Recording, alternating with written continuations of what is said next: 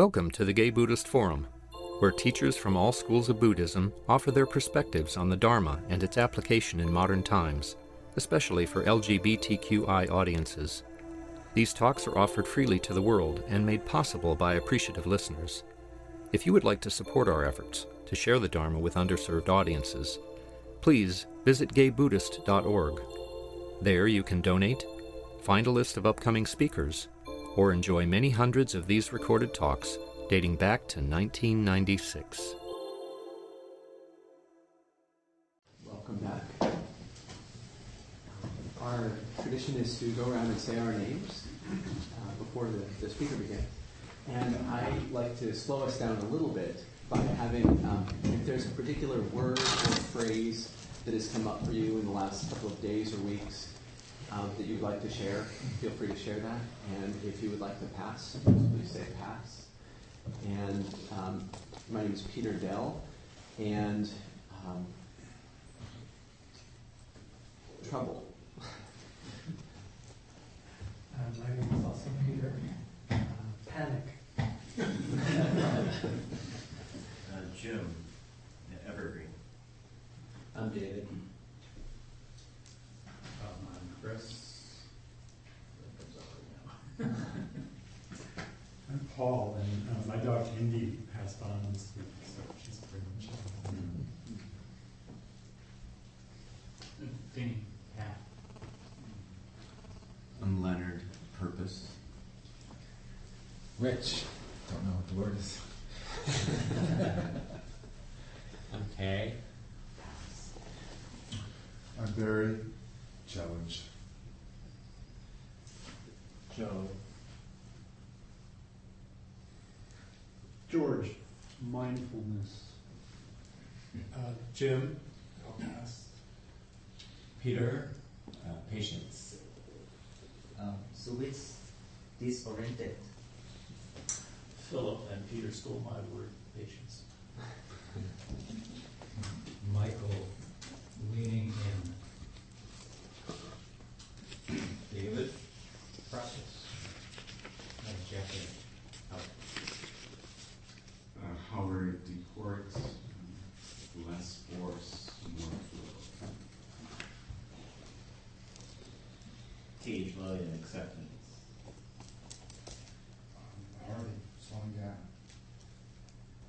Cass. Birthday.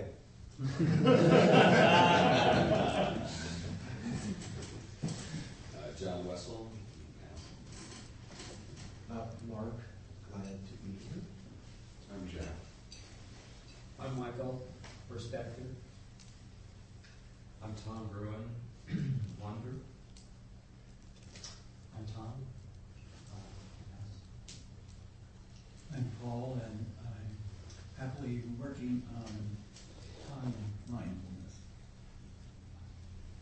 Steve, equanimity. Tatuan. Jim. My name is Tony. Pass. Richard Azzolini, challenges. I'm Ray Dyer. Global. I'm Carl. Busyness. Jeffrey, did you want to join? Oh, my name is Jeffrey, and you'll hear more words than you want to from me.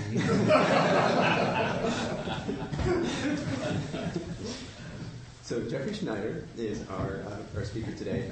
He is a priest at the San Francisco Zen Center, where he's practiced since 1978.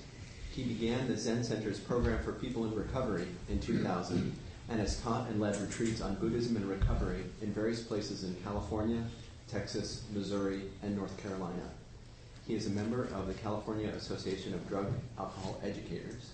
Welcome, Jeffrey. Thank you. That description that was just read was actually attached to some of the stuff I do in recovery, so I do other things too, Buddhistically, as it were. So anyhow, I'm really grateful to be here, and I'm also a little intimidated. Usually when I speak, I'm fairly familiar with at least some of the people, and I don't know very many of you, and I don't really know what your familiarity is with Buddhism. So some of you may, be Buddhist scholars, and some of you may be very new, and so I don't know what the right note is to hit. So please excuse me if I say anything that seems ridiculously simplistic, or if I say anything that seems way over your head. Interestingly enough, what I wanted to talk about today was balance. So we'll see if we can strike a balance. And I'm sorry, I forgot your name. Paul. Paul, would you like to put the picture of your dog on the altar for the time that we're doing this?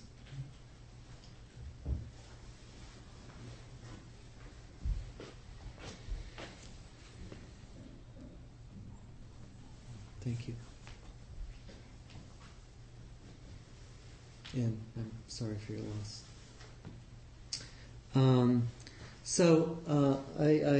I have practiced for most of my Dharma life in the Zen tradition, and as some of you may know, the tradition of Zen has a lot of stories in it. It's sort of how we pass the teaching down through our sort of family tales. So I'd like to begin by offering you a story from our collection of tales, only slightly updated. So 2 monks are walking down the road, and they're going on pilgrimage someplace. And it doesn't matter where they came from or where they're going for the purpose of our story, but, it's been a long, dusty road, and, the monks walked every place they were going, back in the days when monks walked on pilgrimage. And, they were tired and hot and thirsty, and, they're walking down the road, and lo and behold, there's a bar. So 2 monks walk into a bar. And this is not what you'd call a really high-class bar, okay? So, there's sort of a chorus sign over the bar, and sitting at the bar, there's a sort of washed-out blonde, puffing on a Virginia Slim, and, nursing a rum and Coke. And in the back, there's a couple of sort of sloppy-looking guys in dirty T-shirts playing pool. And there's really bad country western music on the jukebox, and the whole place smells like stale beer and stale cigarette smoke. So our 2 monks are standing there, and they look around, and one of them takes his pilgrimage staff and pounds it on the ground and says, "Just here is the summit of the mystic peak." And his friend looks around and says, "Yes, what a pity."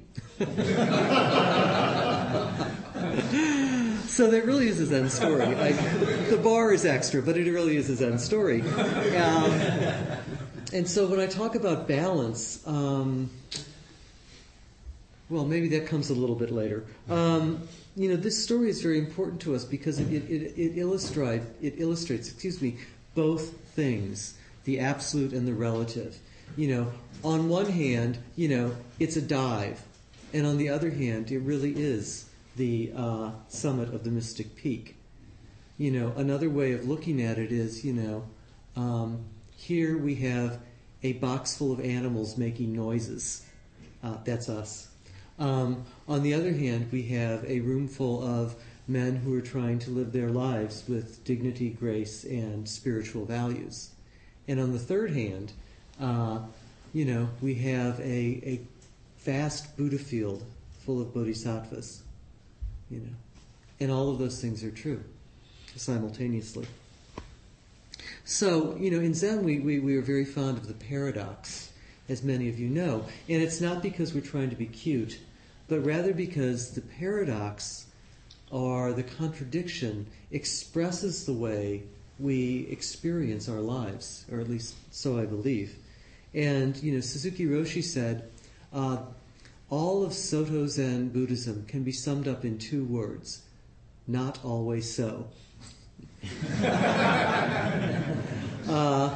And Mel Weitzman, Sojin Roshi, who is was a student of Suzuki Roshi's and is the current abbot of the Berkeley Zen Center, said once that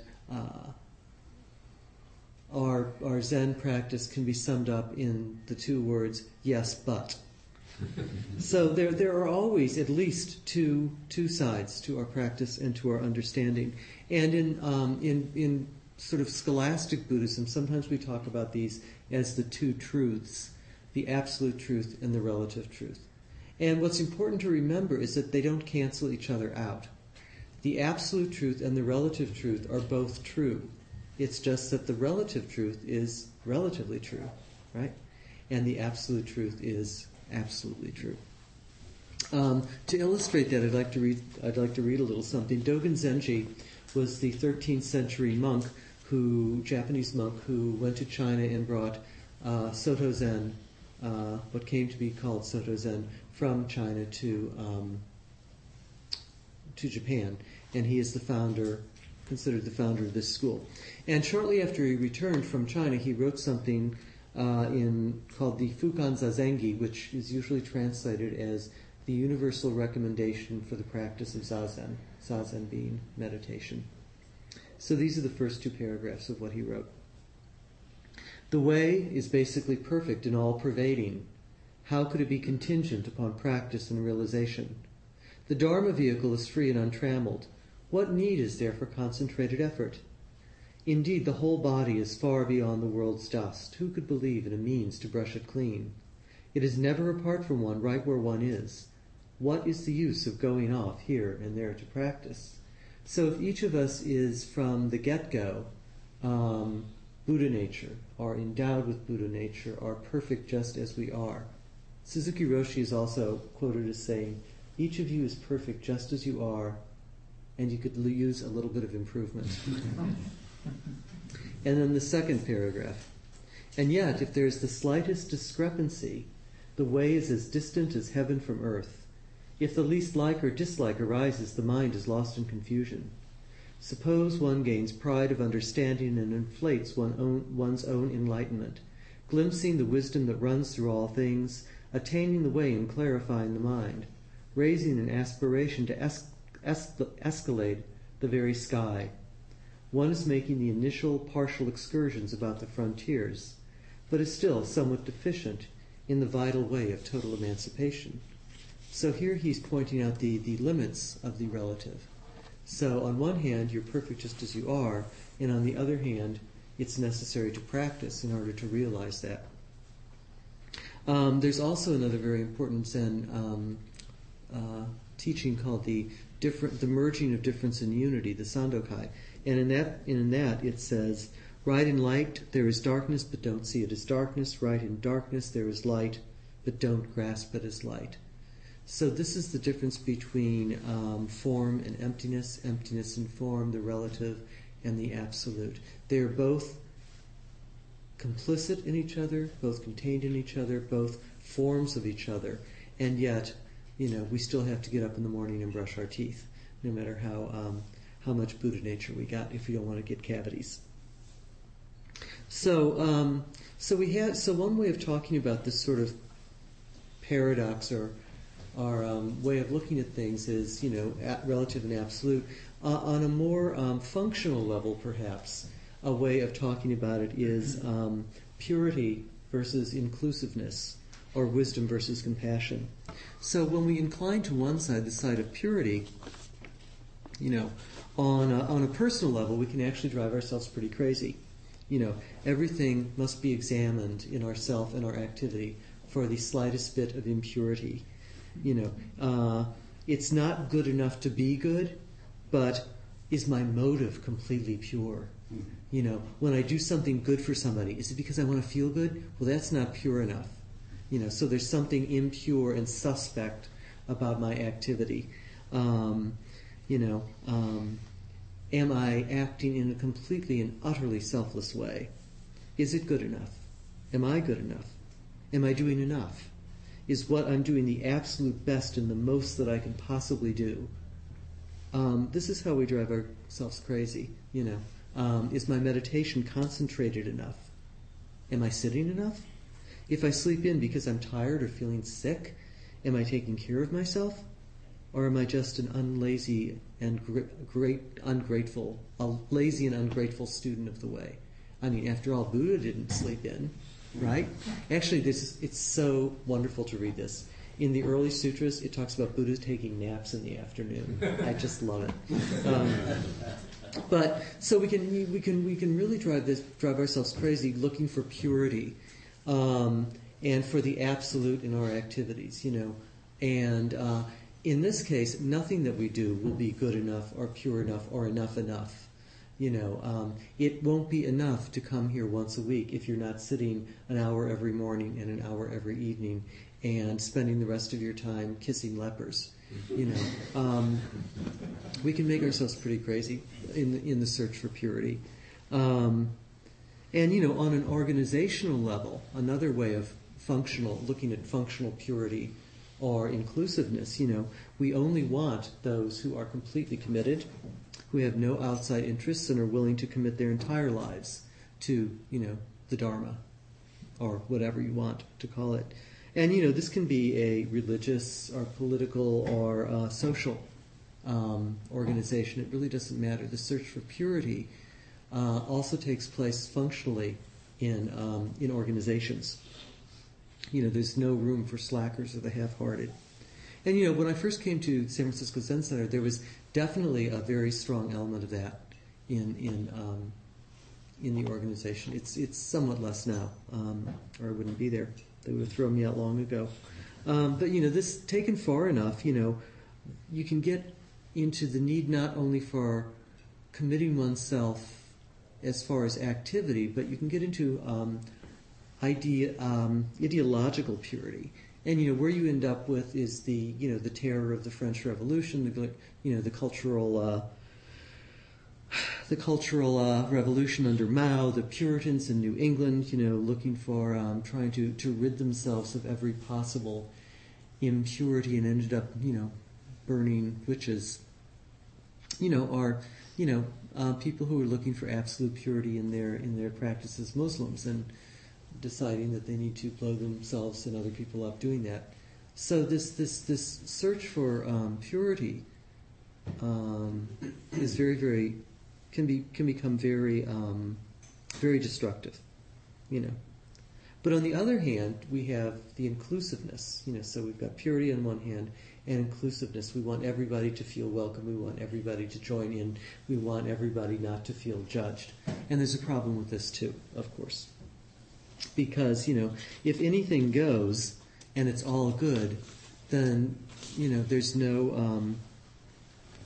We find ourselves unable to acknowledge the very real differences between systems of thought and ways of determining our behavior.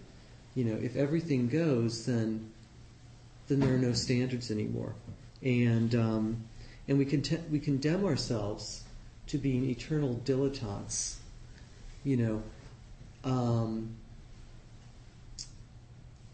There is, I think it's very important, in order to develop spiritually, to commit ourselves to a particular way and a particular practice. And, I'm certainly not here pumping for Zen, because I don't think that that's necessarily the right practice for everybody. In Buddhism, as you know, there are many, many different practices and many ways of practicing. And even, and I'm not even pumping for Buddhism so much. But I am saying that in order to fully understand a way and to be developed by the way and to give ourselves to the way, it's not all the same. It's not all the same. I cringe when I see books about, Zen Christianity or, Jewish Buddhism or things like that. There really are differences, and they're very important differences. So, on one hand we have the problems of purity, and on the other hand we have the problems of too much lack of standards, of all inclusiveness. So on one hand, we can look at it that way. We can also look at it, wisdom and compassion. With compassion, we feel for others. The word compassion literally means with suffering. We feel the suffering of others, and we are moved to do something about it. Wisdom allows us to step back from the suffering and see it as essentially empty, without essence, as it were. And without wisdom, compassion becomes nothing but codependence. and it creates more suffering in the world, suffering for ourselves, and it renders us ineffective because we look at the entire suffering of the world and we become so caught up in it on a feeling level that we are ineffective in dealing with it. Wisdom, on the other hand, can become very cold. Just stepping back and seeing it all as empty, and it can become a reason for non-engagement. And both of these are spiritual sicknesses. So once again, we're trying to find the balance, the right way to steer a course between the polar opposites. So in Buddhism we talk about our practice, and we talk about our practice pretty much in contradistinction to our beliefs. In the monotheistic religions, what is important is the expression of belief. In Christianity, the creed, I believe in God the Father Almighty. In Judaism, the Shema, Hear, O Israel, the Lord thy God is one. In Islam, there is no God but Allah, and Muhammad is his prophet. These are all statements of belief. In Buddhism, however, orthodoxy of belief is not important, but rather practice is. What we do is more important than what we say we believe.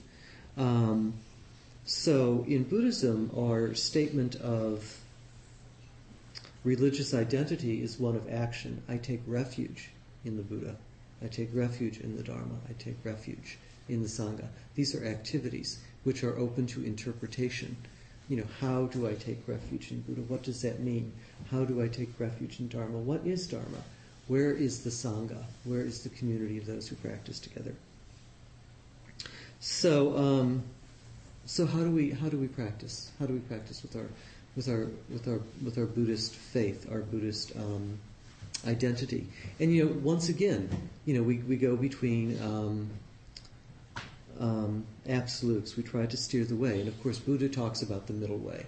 There's this wonderful story of this young man, and this is from the Pali Suttas, so it's a very early story.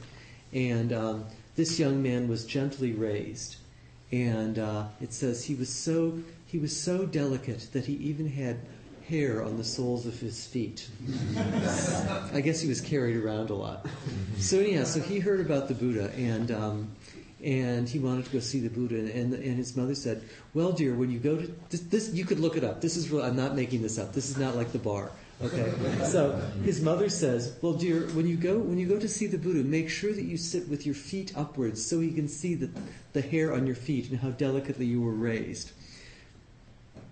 Anyhow, the guy likes what the Buddha says. He says, "I want to become a monk." So the Buddha, gives him the going forth, the ordination as a monk, and he becomes very determined to reach enlightenment by Tuesday.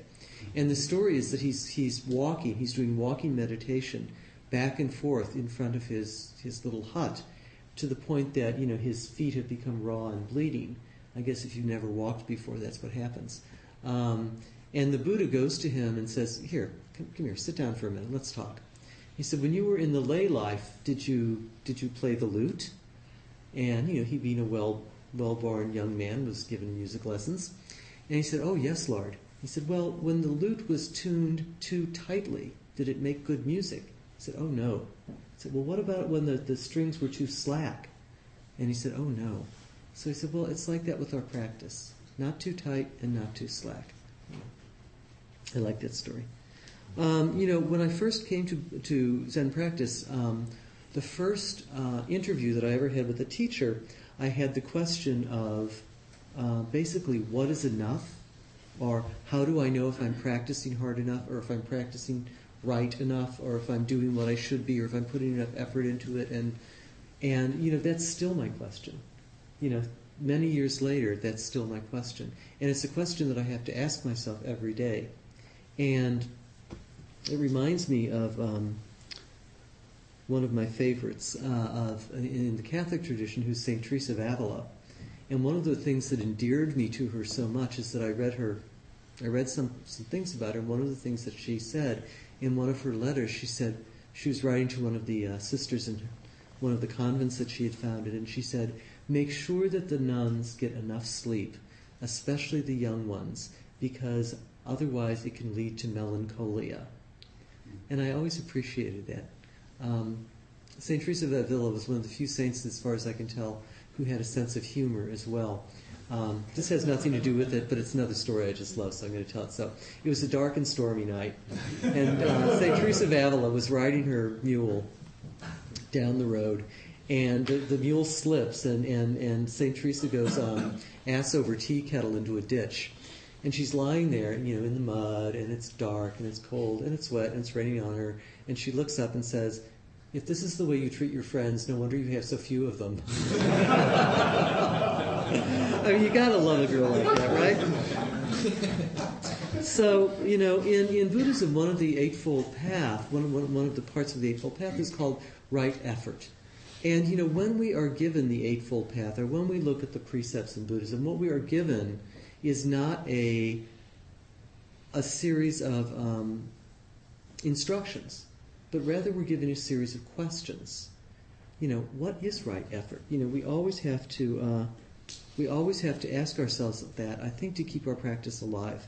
And it's still a living question for me. Because included in right effort, I believe, is compassion for our own weaknesses. Not just our strength, but our weakness as well. And I think that I think that over the years, or over the course of our practice, we don't so much answer this question or these questions as we sort of wear them down or wear them out, or the questions change rather than that we should find a definitive answer for them. So the question becomes not, am I good enough? Do I practice hard enough? Am I closing in on enlightenment? Are we having fun yet? But rather, the question turns, and it becomes, I think, with our deepening of practice, how can I live in the world in such a way to reduce the suffering of other beings in this world? So that becomes, I think, the central question for us. Not, how do I get enlightened as fast as I can so I can leave all this shit behind? But, what can I do, finding myself in this world, to be in it in such a way to be of service in relieving the suffering of others? And, of course, incidentally, my own as well. And ultimately, as we ask these questions again and again, we come to realize the non-difference of self and other. And I'd like to read another thing from Dogen. This is from a relatively short piece of his called The Bodhisattva's Four Methods of Guidance. And I'm just going to read a couple of short sections. So one of them is beneficial action. And he said, beneficial action is to skillfully benefit all classes of sentient beings. That is, to care about their distant and near future, to help them by using skillful means. And just a gloss on that, skillful means is the way between wisdom and compassion. Okay? In ancient times, someone helped a caged tortoise. Another took care of an injured sparrow. They did not expect a reward. They were moved to do so only for the sake of beneficial action.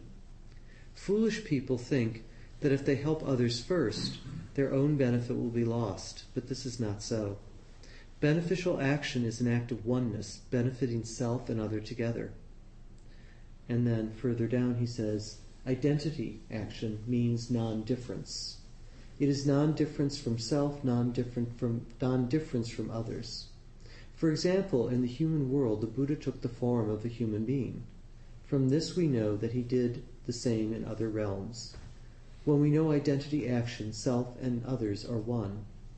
Action means right form, dignity, correct manner. This means that you cause yourself to be in identity with others after causing others to be in identity with you. However, the relationship of self and others varies limitlessly with circumstances. So the notion then of my attainment or my enlightenment becomes ultimately meaningless. And because we come to understand in a very visceral way, I believe, through our continued practice, that we are all in it together. We can't separate ourselves out. We can't separate anyone else out. And so this question of how we judge ourselves also becomes, I think, ultimately worn out. I mean, we can judge ourselves, and we can be judged by others. And it's important to remember, however, that there is no absolute judgment over us or others. There's no divine presence standing behind us, looking over our shoulders and making tick marks about whether we're good or bad. We proceed by cause and effect in this world of samsara. And in that sense, we are on our own and by ourselves, because there's nobody who's going to rescue us from our karma. But at the same time, the self we are alone with covers everything. So that is kind of what I wanted to say, I think, about balance and equilibrium. And, a couple of people used the word equilibrium in their, when they gave their own words. And, equilibrium was one of the ones that I thought too, because I always find myself sort of, sometimes I'm fairly balanced, and other times I sort of seesaw between equilibrium and complete despair. And, it's okay.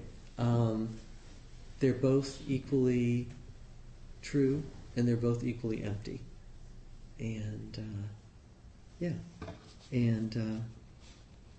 that's all I want to say. Thank you.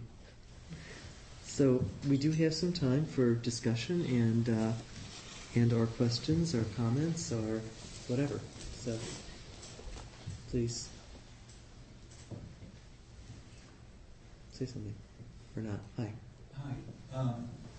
I'm sorry, I'm going to interrupt. When we talk, we also say our names so we get to know each other a little bit better. My name's Paul. Hey, Paul. And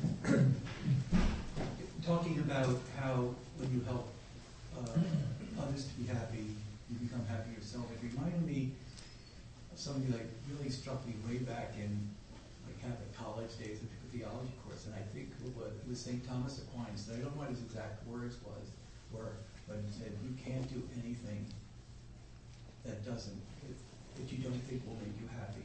And it could be illusory. He wasn't going into those fine points, but what he was saying is you can't do anything just for God.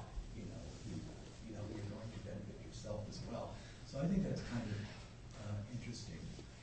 And I also, we talk a lot in here about the political splintering that's going on within us and in our country, and it's really a difficult practice to be really open and see all the people in the bar as bodhisattvas. Mm-hmm. Mm-hmm. Yeah, it's a good trick if you can do it. Yeah, thank you. Please, Howard. How does Zen Buddhism understand the non-dual nature of things? One of the things I'm hearing is balance. Balance presumes two sides. Mm-hmm. And one of the things that I've been attracted to about Buddhism is precisely the elimination of things as in contrast or Mm-hmm. to each other, that all things, the non-dual nature of things. Mm-hmm. There is no good, there is no bad, there is no right, there is no wrong, there is no practice, there is no non-practice, there is what there is. Yeah, right. And to be like present, yeah. is the word. Right, yeah. So if you stick there, you get stuck in non-duality. And, that's also considered a spiritual sickness, to be stuck in non-duality. So the idea, I think, is on a functional level to be able to move between duality and non-duality without getting stuck in either. But on the other hand, another way of looking at it is that sometimes in Buddhism, in Zen, we talk about going beyond delusion and enlightenment. And what that means, I believe, is letting go of our perception about reality and just experiencing it as it is.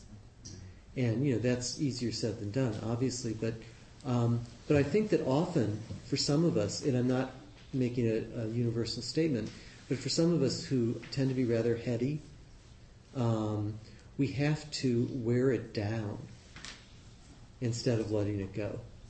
So some people, I presume, can just let it go. And some of us have to work out the dialectic to the point that it just gives up under the sheer weight of itself. I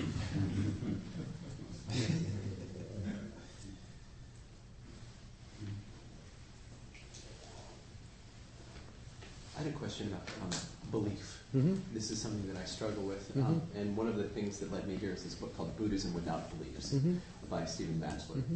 And I'm wondering if you can talk a little bit about, is there a balance of belief? And if so, is that the picking and choosing? Or you also talked about belief systems, how Judaism is different from Buddhism. And okay, well, there's this really wonderful sutra in the early text, in the Pali text, called the Kalama Sutta. And so the deal is that, the story is that, as most of you know, the Buddha was sort of a peripatetic teacher. He walked around northern India and talked to whoever wanted to talk to him. So he arrives at this town, the sort of headquarters of the Kalama clan, and it must be kind of like the Bay Area, because, like they got everybody going through there. They got the gurus, and they got the saints, and they got the naked ascetics, and they got the Brahmins and everything. And so, so here comes this other guy. So, he's Buddha sets up, and a bunch of the town elders come, and they say, so, listen, you seem to be a nice enough guy, but we got a question for you. We got all these people coming in, and some of them are saying one thing, and some of them are saying another thing, and some of them are saying a third thing. They all seem, fairly convincing. Like, how do we know? Who do you listen to? And the Buddha says, well, look at it this way. Okay, don't believe anything because it's been handed down. Don't believe anything because it's in your sacred texts. Don't believe anything because you respect the person who tells it to you and you think, oh, he's a monk, he should know. Don't believe anything because you've worked it out intellectually. Don't believe anything just because you like the way it sounds. But when somebody offers you a practice and putting it into practice, you discover that it leads to the relief of suffering and the happiness for you and others, then you can try it. So, Buddhism is intensely practical. That's what the Eightfold Path is about. It's what the Four Noble Truths is about. One of the things that really attracted me to Buddhism is that when I was a kid, I was fairly religious, and, the religion that I was raised in told me I should be good. It actually told me I should be a saint. And I thought, well, that's pretty cool, but how do I get from here to there? And the only answer that I got was something like willpower, which didn't work for me. But in Buddhism, we're given a lot of practices, about how to get from here to there. And so if it doesn't work for you, then don't do it. Don't do it. Does that address the question? Yeah. Okay. Yeah. Yeah, hi. I think what was really... What's your name? Leonard. Hi. Both implicit and somewhat explicit is the relationship always between the self and others. Mm-hmm. And so that the practice is any kind of practice is never just you. Mm-hmm. It's always you in relationship. And I thought that was really very well done, the way you kind of implicitly kept referring to that. Well, it has to be, doesn't it? Because we can't separate ourselves off. One of the things that I like to, as an example, about the intensity of our interconnectedness, is that when I speak, like right now, my voice begins, in my brain and the air, and my tongue going waggle waggle, and my lips doing what they are, and my breath's freshening out. But when it hits your ear, it sets up a vibration in your eardrum, and it makes those little bones do things, and it actually causes electrical and chemical changes in your brain. I mean, how much closer than that can you get? That's pretty intimate. I'm in your brain. And, when I'm looking at you, the reason I see you is because, 93 million miles away, the sun is exploding and it turns into light and it bounces off you and it hits my eye and I see you and it creates chemical and electrical changes in my brain and in my mind. So the fact that there's this, unbreakable interconnectedness is, seems to me it doesn't even seem to me a matter of spiritual faith, but rather of observable and, obvious fact. Yeah. Please. In your work in the community, Mm-hmm. how is your practice challenged?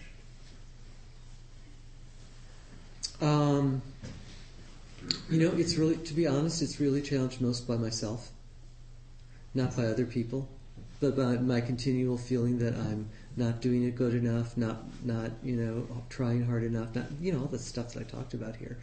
My greatest challenges come from my own sense of inadequacy. And then there's all those other people who never do what I want them to. But but mainly, my biggest challenge is me. Always has been and remains that way too. But conversely, I think that it's also a strength because I don't feel complacent about what I'm doing.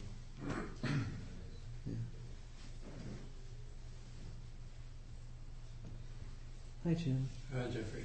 I'm Jim. I was intrigued by your talking about purity of organizations, particularly nonprofit organizations. And, maybe there's not an answer to this, but there's such a fine line between following the intention of the organization and being open-minded and accepting, and how to keep the people involved in that organization true to the intention. Mm-hmm. So I struggle with that with the different groups that I work with. Yeah, it's really hard, and there's no answer. I don't. One of my favorite little anecdotes about that is most of you have probably heard of Dorothy Day, who founded the Catholic Worker Movement. Well, when she first started that, she wanted to be like totally inclusive and bring in the anarchists and the socialists and the Catholics and the civil rights people and the whole shebang. And she had her spiritual teacher was this guy named Peter Bruein, and he said, and she put out like the first issue of the Catholic Worker newspaper, and nobody bought it, and even though it was only a penny. And he said, Dorothy, everybody's newspaper is nobody's newspaper, And so I think that it's important that we know what we're doing and that we limit our activity. And that, it's not that other things that we're not doing are not good or not necessary, but what can we legitimately take on and what can we not squander our energy doing. And, sometimes things change. And then we have to sort of decide, well, is this something I can continue giving my energy to, or do I need to move someplace else where I feel more in line with the goals? It's almost 10 of 12, and I think we need to stop for announcements then, but if there's any last... Okay, thank you.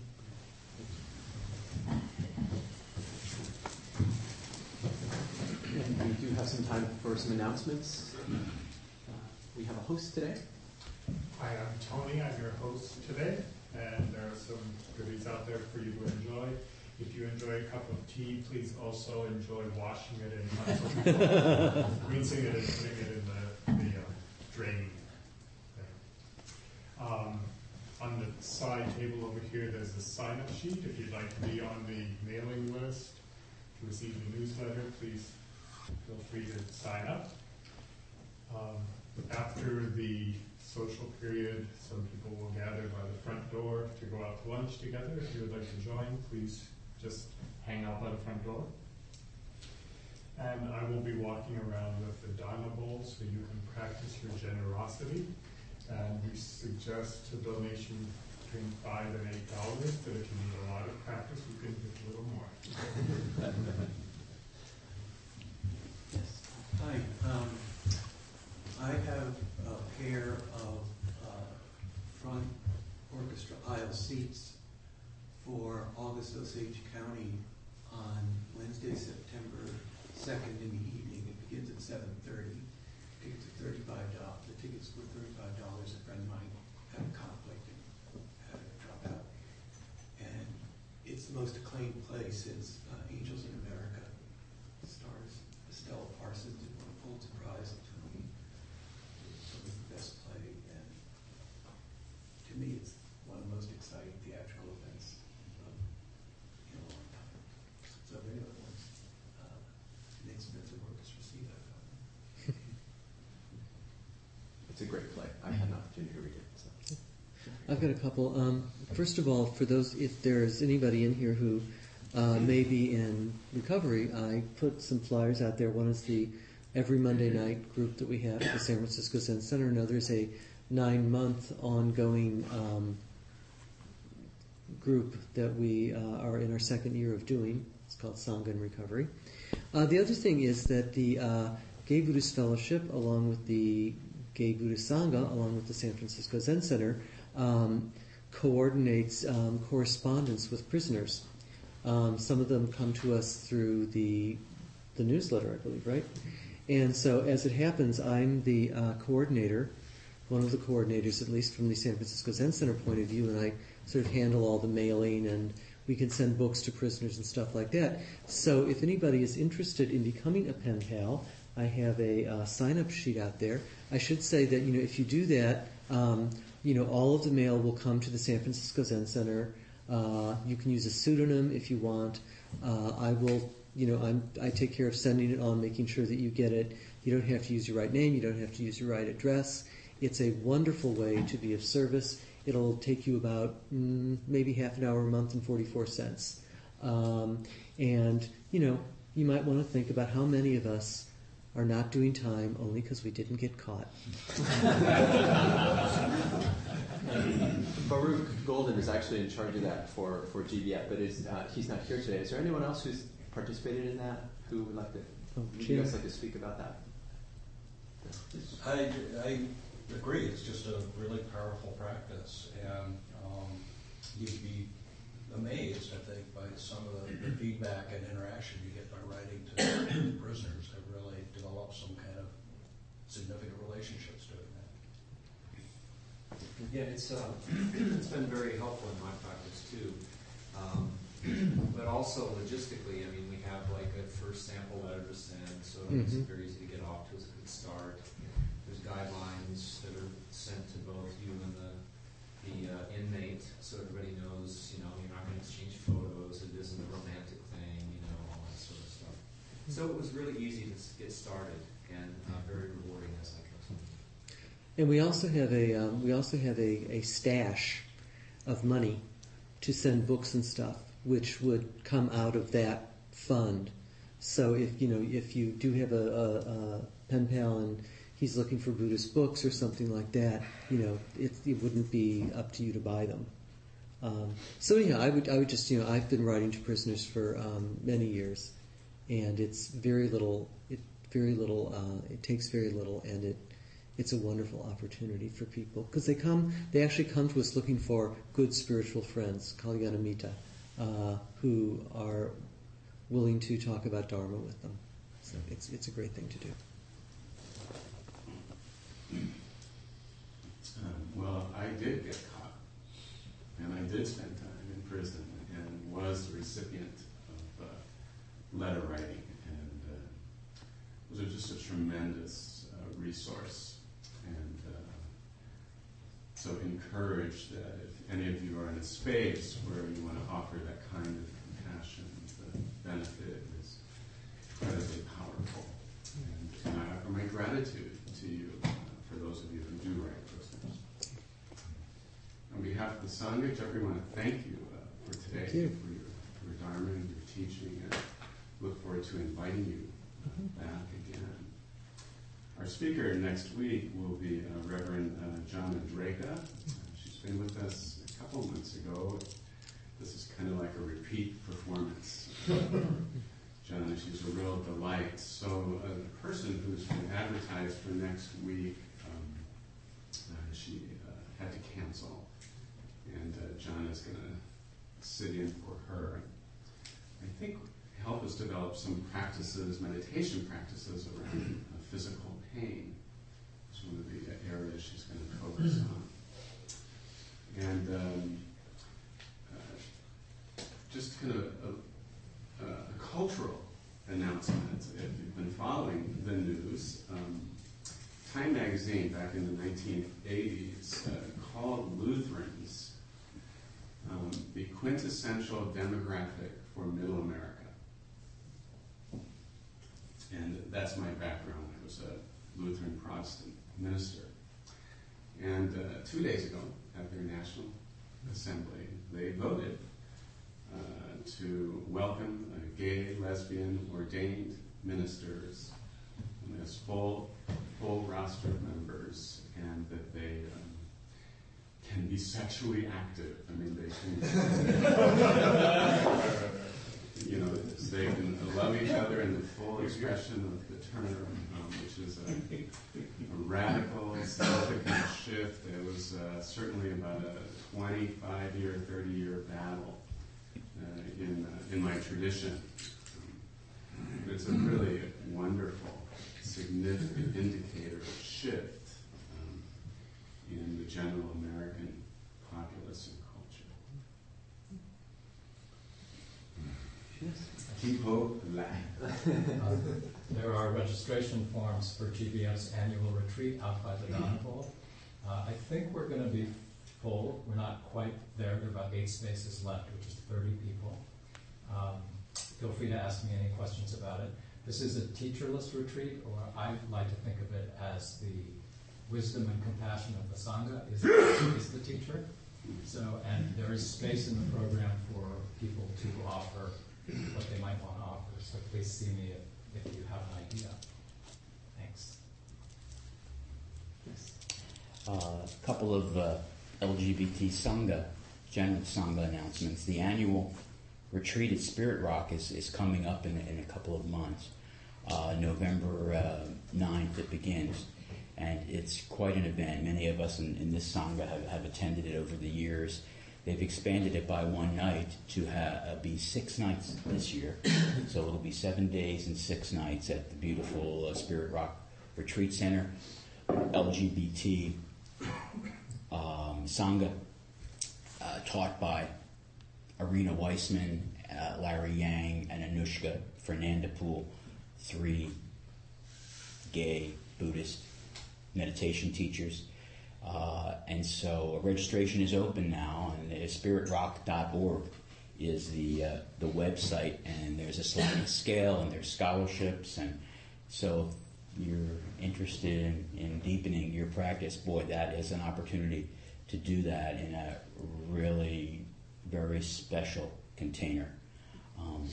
And the other announcement is that on Monday nights for the last 7 years, Monday evening, 5:30 to 6:30, there's an LGBT sitting group at the Gay Center.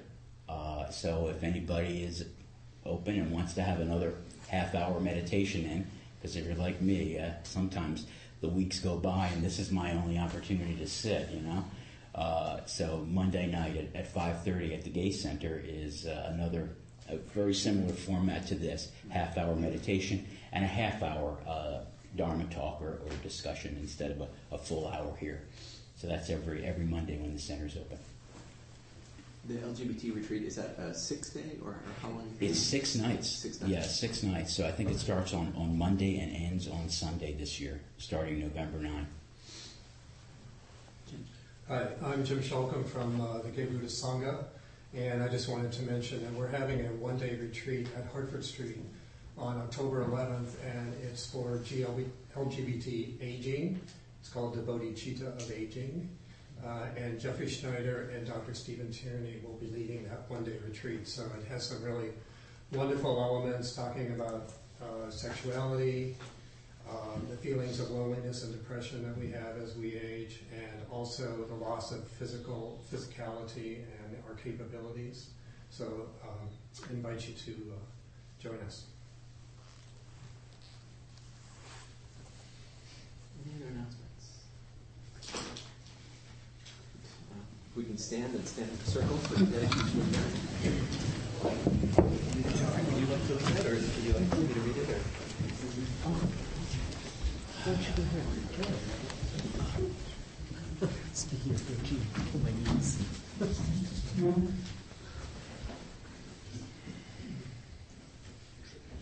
By the power and truth of this practice, may all beings have happiness in the causes of happiness. May all be free from sorrow in the causes of sorrow. May all never be separated from the sacred happiness which is without sorrow. And may all live in equanimity without too much attachment or too much aversion, and live believing in the equality of all that lives.